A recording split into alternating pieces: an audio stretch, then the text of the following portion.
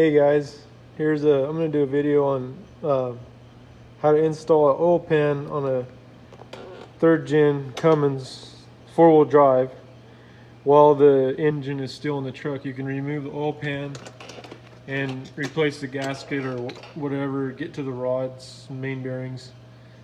I just did pretty much an end frame, honed the cylinders, rolled in main bearings, new rod bearings. And now I just put the oil pan on. And some people say you can't do this, but you can. All you got to do is jack it up in the front. Well, obviously you got to loosen the motor mounts up there on both sides, the motor mounts, and then I loosened the tranny bolts for the tranny mount. Those 3 right there, and the 2 motor mount bolts, and then you start jacking it up. And this right here is how high you need to jack it up. I jacked it up 2.5 inches, maybe 3. I think it was to get the oil pan out. This is how high you need to jack it up to get the oil pan in the truck. So this is resting on the fan pretty much. And then, yeah, that's to get the pan in the truck. About 2 3/4, maybe 3 inches. But I measured it when I pulled the pan out, and it was 2.5 inches. So you need a little extra clearance to get the gasket in there without scraping it up, and stuff. And so you just jack it up, and then with either floor jacks, or if you have some way to lift the engine from the top with a hoist or something. So then you go to install it. I don't have a video of when I did it, but you come in here on the, I install it with the suction tube on, the oil suction tube. It's not a problem. You can't go in straight with the oil pan. You gotta come on the passenger side with the bottom of it right here. Come on the passenger side and get beside the oil pipe until you're past this little nub, this right here in the oil pan.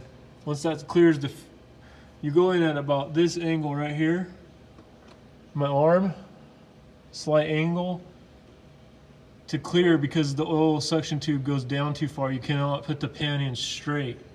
You have to go at a slight angle, and then once this right here is past the cross member, this lower part of the oil pan in the front, then you can straighten it out, check everything, make sure everything's good to go, and then go straight up and then start putting bolts in.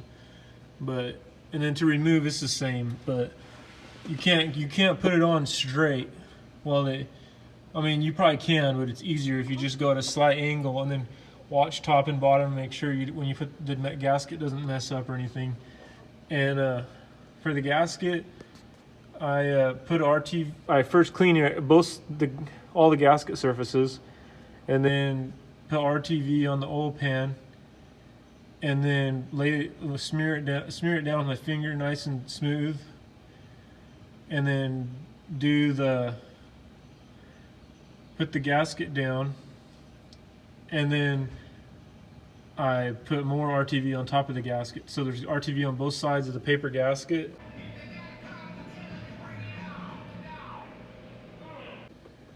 And there's not a lot of RTV, not so it's squishing out everywhere, but just enough so that it's on both sides of the paper gasket. And then when I put the pan in here, I have the gasket on top with RTV on top, and the engine's dry pretty much. And then you just go up and smack it on there, and then start putting bolts in. But if you use RTV on that paper gasket on both sides, nothing crazy, but just enough to stick it real good, then guaranteed to have a lot less leaks. And when I took this thing off when I had RTV before, and I couldn't hardly get the pan off with all the bolts out, I was beating on it with the rubber mallet, dead blow, and it wasn't coming off. I had to literally kind of break the edge. I didn't want to, because I don't want to bend the lip, but I had to break the edge a little bit before I could get it to fall off, because it was stuck on there so good with the black RTV. And on the timing cover gasket and this gasket, As long as you don't go crazy with RTV and it doesn't squeeze out on the inside, I've never had any problem with it in the suction plugging up the suction tube. So just don't go crazy where it's squeezing out. You'll be fine. I always smooth it out with my finger to make sure it's just an even coat and nothing crazy. And then when you squeeze it down, you know, and then as you do the job, like basically the time it takes to smear it out on the top of the pan with your finger, smear it out nice and smooth and nothing too crazy. Put the gasket on right away, set it down on the RTV, then put another layer on top of that fresh gasket. By the time you're done smoothing it all out, it's starting to almost set up, and then by the time you get it into here positioned and it's ready to go, like it's set up perfect. And then thread all the bolts in, hand tight. I use a extension just by hand, turning the extension till they're hand tight, and then let it sit for 30-40 minutes, maybe an hour. Let it sit where everything's just hand tight. I mean, a little more than hand tight because I use the extension in two hands, kind of. One hand for sure, but. And then. Okay, so my setup is right here. I got a baby extension on a regular socket. Could probably use a deep one, but I don't have one. I can't find it right now. So I got it on the torque wrench. Torque wrench is set. This torque wrench is not accurate, so it's at 31, but it's actually 21. It's a Cobalt. I do not recommend this torque wrench. It's very inaccurate. But I have a way to check to calibrate it. I'll do a video on that, but it says 31, but really it's 21.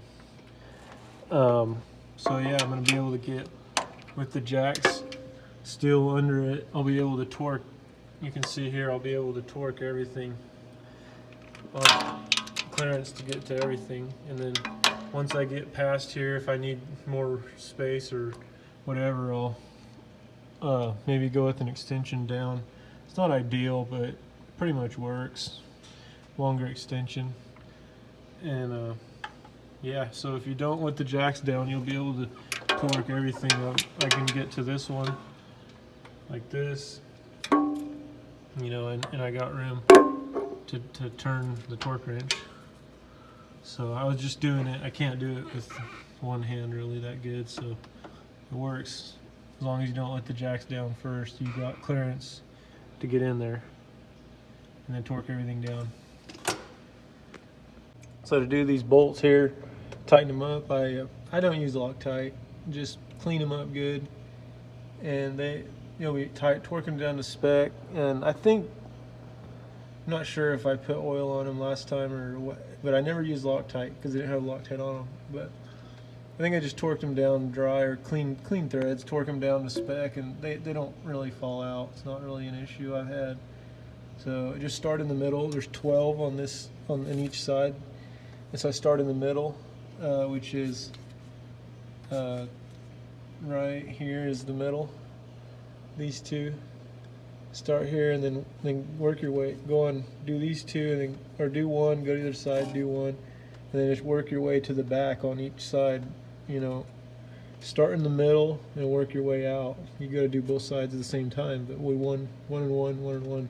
Work your way to the back, and then, you know, do the back and the front last.